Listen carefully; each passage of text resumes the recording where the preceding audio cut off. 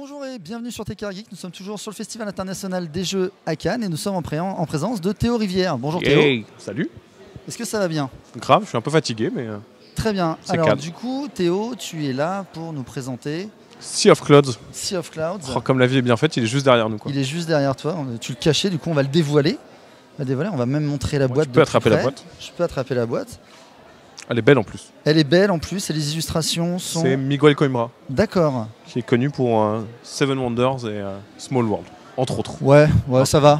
Un petit Oui, nom, on un petit jeune qui commence, qui a un peu de talent, mais on se verra. refuse rien. Non, clairement, c'était un grand plaisir de bosser avec Miguel, qui est ultra talentueux, quoi. C'était Ok. génial. Donc du coup, Sea of Clouds, donc a priori c'est un jeu sur lequel tu bosses depuis quelques années. Ouais, ça fait une grosse année et demie. Ouais. En fait, j'ai pas une très bonne mémoire de ce genre de truc, mais je me souviens qu'à Cannes, il y a 2 ans, je l'avais pas encore. Parce que je me souviens avoir fait tourner des trucs au off et il n'était pas dans mon sac, donc c'est signe qu'il n'existait pas. Par contre, je l'avais bien fait tourner l'année dernière, on était sur une version plutôt aboutie, donc ouais, ça va faire une belle année et demie, 18-20 mois. Ok. Quoi. Et donc du coup, à la base, il avait un titre qui était assez sympa, il me semble. Le proto était très joli sur une idée originale de Benoît Forger. On censurera à l'image pour votre public. Voilà, j'ai pas envie que vous soyez attaqué par l'école catholique ou ce genre de choses, mais le proto s'appelait Pute et Flibuste. Ouais. J'aimais déjà beaucoup. Ouais. Et pourquoi ne pas avoir regardé ce titre? C'est un peu difficile à vendre. On a un peu bougé le thème. Comme on est sur un jeu de pirates, au départ, on n'était pas sur Pirates des airs, on était sur des pirates assez classiques. Et comme j'aime bien l'imagerie populaire des pirates avec du rhum, de la bagarre, des trésors et des femmes, on collectionnait les femmes, ce qui était parfaitement, horriblement sexiste. D'accord. Mais du coup, comme c'était des pirates, ça me faisait quand même beaucoup rire. Et par contre, c'était impossible, pour moi, d'assumer d'avoir fait un jeu où on collectionne les femmes pour de vrai. Évidemment. Parce que dans le fond, c'était pas possible. Et 2, c'était impossible de commercialiser un jeu où on collectionnait les femmes. Donc on est passé à un truc un peu plus soft et un peu plus sympathique, Bien sûr. Plus familial, quoi. Alors qu'est-ce que tu peux nous dire un petit peu sur Sea of Clouds, comment ça fonctionne? C'est un jeu de draft un peu particulier en stop ou encore. Le draft c'est très à la mode cette année. Ouais, il y en a pas mal qui... Mine de rien, c'est un truc qui existe depuis Magic et presque depuis toujours. On a Seven Wonders qui a posé les jalons du draft classique. Et de plus en plus, on a en fait cette évolution qui est la même que celle de Dominion à créer le deck building.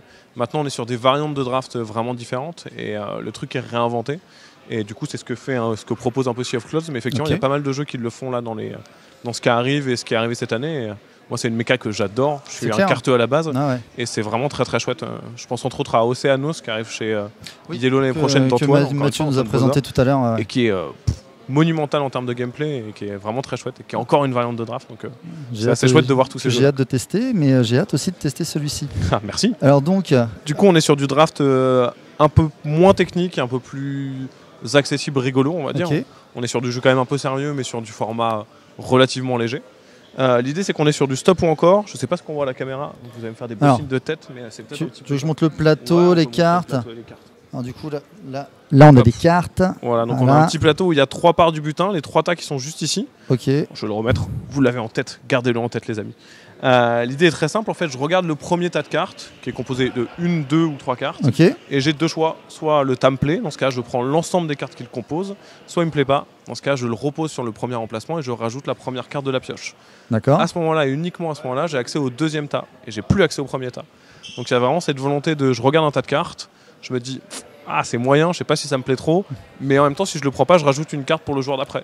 Et si ça se trouve, le deuxième carte, il est complètement nul à chier, quoi. Et ça se trouve, la carte que tu as mise sur le premier, elle est vraiment géniale, quoi. D'accord. Donc il y a vraiment une volonté de stop ou encore et de petite pression de se dire j'ai envie de le prendre, de faire le bon choix au bon moment. Allez, je craque, je le prends. Pour que ça fonctionne, du coup, on a plusieurs petites mécas au niveau des cartes qui sont imbriquées. On a un système de collection de cartes assez classique, donc avec les femmes anciennement qui sont devenues des reliques. Où, grosso modo et très simplement, à la fin de la partie, en fonction du nombre de reliques que j'ai de chaque type, je marque des points. On a les rums. Donc le rhum, c'est un truc un peu privé secret, donc on le cache dans notre cave à rhum et il n'y a que nous qui avons accès. On est sur des points de victoire directs et concrets, donc je prends une carte de rhum, elle vaut 3 points de victoire, à la fin de la partie je fais 3 points de victoire avec. On a des objets qui sont de 3 types, des objets qui ont un effet immédiat, je chope la carte, je fais l'effet, je le défausse. Des effets qui sont des petits pouvoirs sur toute la partie. J'augmente ma possibilité de j'augmente mes pièces que je gagne ou ce genre de petits trucs, donc que je vais avoir en pouvoir sur toute la partie. Et des secrets. Les secrets, c'est des objectifs secrets, encore une fois, on les planque, et ce qui vont nous faire scorer à la fin de la partie. C'est vraiment du micro-objectif. À la fin, j'ai le plus de ROM, à la fin, j'ai X cartes de ROM, ce genre de petites choses. Donc pas mal de possibilités, pas mal de ouais, c'est ça. choix. Ouais, ok. Très bien. Des pirates aussi qui font la guerre, encore une fois, un peu comme dans Seven Wonders. Tous les X tours, je fais la guerre avec mon voisin de gauche et droite. On est sur une méca un peu plus simple, à savoir que je compare ma force. À chaque fois que j'ai une plus grande force qu'un joueur, j'active tous les pouvoirs de mes pirates. Donc vraiment un truc assez simple. Tu as des cartes pour augmenter les forces. C'est ça, mes pirates ont des forces en eux-mêmes et je vais avoir des petits objets qui peuvent éventuellement augmenter. Et je vois que sur les cartes, sur les plateaux perso, il y a différents emplacements. C'est ça permet juste de structurer en fait les cartes que je vais récupérer. Je sais que je mets mes pirates ici, mes trésors là, mes secrets là. Ça permet aussi, on tenait à ça puisqu'on aime les jeux thématiquement forts avec Yellow, d'avoir un personnage, un truc auquel les joueurs peuvent s'attacher et se dire ok, je joue ça. Ouais, il est juste magnifique quoi, ce personnage là. Elle est très très très classe. Mode vaudou là. Ouais. C'est la femme du Baron Samedi peut-être. Et ça nous permettait aussi d'avoir, même si rien n'est fait à ce niveau-là, une possibilité d'extension un peu plus facile. On a déjà un truc auquel les joueurs peuvent s'identifier, on pourra envisager de bosser sur ça pour une extension peut-être. À l'avenir, effectivement. Pareil aussi, je voulais parler d'un autre truc. Du coup, tu es aussi l'auteur de Shinobi Wata, qui est sorti il y a quelques années chez 2 ans précisément. Chez Purple Brain, si je me rappelle bien.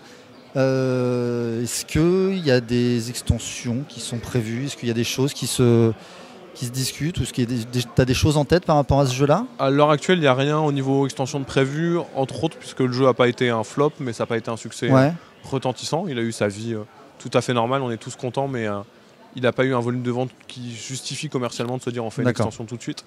Il y avait une volonté de l'éditeur éventuellement de le ressortir en version plus épurée dans une petite boîte plutôt qu'une grosse, avec seulement les cartes. Sans la version plateau. Sans la version grand maître et donc sans la version plateau. Si jamais ça se fait, je pense que je remettrai un peu les mains dans le cambouis et je regarderai s'il y a des petites choses à changer, mais c'est pas encore planifié, c'est pas encore forcément à l'ordre du jour. On le garde en tête, si jamais un jour on a la volonté, on le fera, mais c'est pas une priorité ni de l'éditeur ni de moi. Très bien. Écoute, je crois que c'est tout. En tout cas, merci pour cette présentation du jeu. Ce fut un plaisir. Grave. Et bonne fin de salon. Et puis à très bientôt. Ouais, ça marche. Salut Théo. Salut.